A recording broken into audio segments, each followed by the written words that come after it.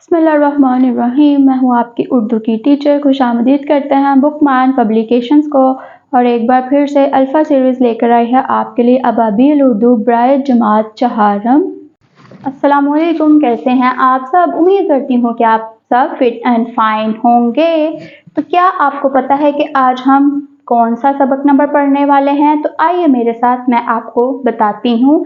आज हम सबक नंबर 13 पढ़ने वाले हैं और हमारे सबक का नाम है ज़लज़ले।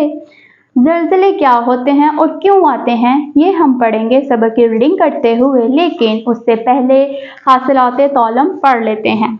इस सबक की तदरीस के बाद आप इस काबिल हो जाएंगे कि किसी भी कहानी को अपने लफ्ज़ों में बयान कर सकें, मालूमात आमा और फितरी मौज़ूआत पर मबनी तहरीरें पढ़ सकें, कहानी पढ़कर उन्वान, अनासिर और नताइज अखज़ कर सकें, किसी भी उन्वान पर मुख्तसर मज़मून रब्त व तसलसल के साथ लिख सकें, अबारत के खास निकात तहरीर कर सकें, मरकब जुमले बना सकें। तो क्या आपको मालूम है कोरोना वायरस भी एक कुदरती आफत है? ये चीन के वुहान से फैली। आइए चलते हैं सबक के तलफ़्फ़ुज़ वाले लफ्ज़ को पढ़ने की तरफ, जो कि ये हैं ज़लज़ला, शिकस्ता, मनाजिर, मुतासिरा, इम्कान। तो चलिए अब बारी आती है रीडिंग को शुरू करने की, जो कि यहाँ से शुरू हो रही है। अहमद स्कूल से घर वापस आया। उसने अम्मी जान से पूछा कि अब्बू जान कहाँ गए हैं। अम्मी जान ने जवाब दिया कि शुमाली इलाका जात में ज़बरदस्त ज़लज़ला आया है। तुम्हारे अब्बू जान फलाही इदारे के साथ ज़लज़ला मुतासरीन की इमदाद के लिए शुमाली इलाके में गए हैं। अहमद: अम्मी जान, वो तो बहुत खूबसूरत इलाका है। अम्मी जान: हाँ बेटा, लेकिन अब वहाँ बहुत ज़्यादा तबाही हुई है।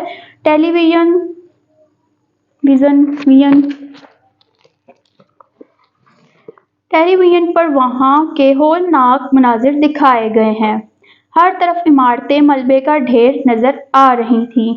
लोगों की जान बचाने के लिए फौज भी बुलाई गई और फलाही इदारों के लोग भी शिकस्ता इमारतों में दबे हुए लोगों को बाहर निकालने में मसरूफ नजर आ रहे थे।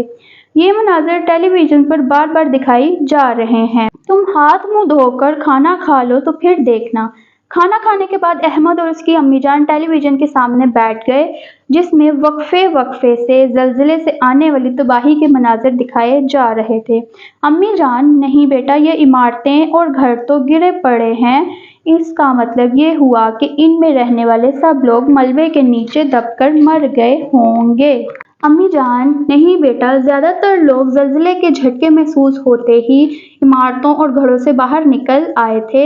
उन्हें गाड़ियों में बिठाकर कैंपों में ले जाया जा रहा है और जो बाहर नहीं निकल सके वो छतों और दीवारों के नीचे मलबे में दब गए होंगे। पाक फौज के जवान और रज़ाकार उन्हें मलबे से निकाल रहे हैं। वो देखो, सामने कैंप में जख्मी लोगों को लाया जा रहा है और डॉक्टर इन्हें इब्तदाई तबी इमदाद फराहम कर रहे हैं और जो ज़्यादा जख्मी हैं उन्हें अस्पतालों में मुंतकिल किया जा रहा है। अहमद: अम्मी जान, ज़लज़ले से मुतासर अफराद के खाने पीने और रहने का बंदोबस्त कैसे होगा?